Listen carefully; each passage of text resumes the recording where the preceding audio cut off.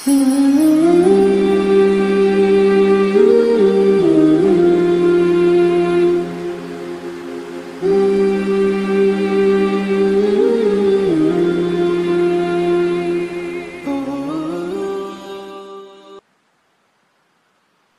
اللہ الرحمن الرحیم فکیفا تو کیسا ہوگا، کیسی ہوگی، اذا جینا جب ہم لے آئیں گے، من کل امت ہر امت میں سے، بشہید ایک گواہ۔ تو کیسی ہوگی، کیسا ہوگا جس وقت ہم لائیں گے ہر امت میں سے ایک گواہ، وجینا بھی کا اور لائیں گے اے محبوب کا، اے نبی، اے محبوب آپ کو، علی ہؤلاء ان گواہوں پر، شہیدہ گواہ۔ تو کیسا ہوگا ان سب گواہوں پر، شہیدہ جب آپ کو نگہباں بنا کر لائیں گے۔ یومئذ اس دن، یود الذین تمنا کریں گے، آرزو کریں گے وہ لوگ، کفروا جنہوں نے کفر کیا، وعصوا الرسول اور نافرمانی کی رسول کی، لو کاش کے تسوا کاش کے برابر کر دیا جائے، بہم الارض ان کو مٹی میں دبا کر زمین کو برابر کر دیا جائے، ولا یکتمون اللہ اور نہ وہ چھپا سکیں گے اللہ سے حدیثا کوئی بات بھی، اور وہ اللہ سے کوئی بات بھی چھپا نہ سکیں گے۔ من کل امت بشہید، اللہ رب العزت اس آیت مبارکہ میں فکیفا سے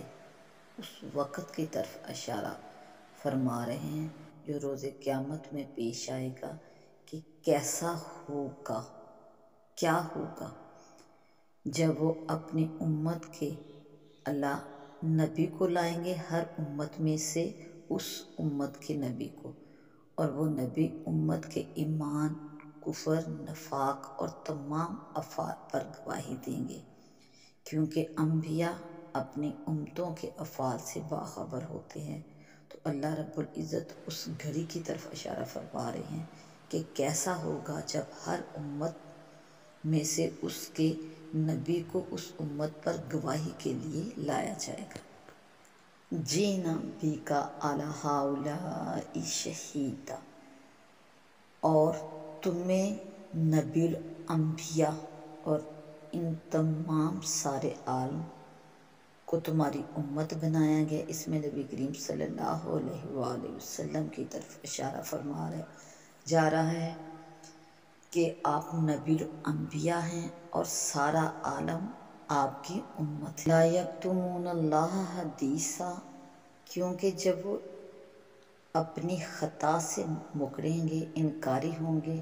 اور قسم کھا کر کہیں گے کہ ہم مشرک نہ تھے،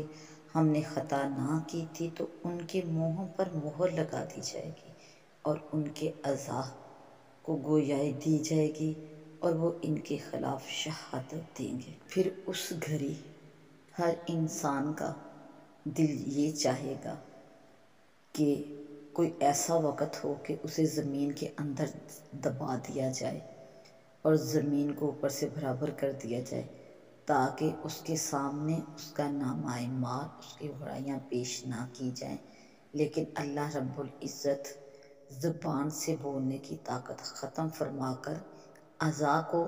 یہ طاقت عطا فرمائیں گے، اور وہ ہر اس عمل کی جو اللہ کی نافرمانی اور اللہ کی ناراضگی کے لیے کیا گیا، اس کی گواہی دیں گے۔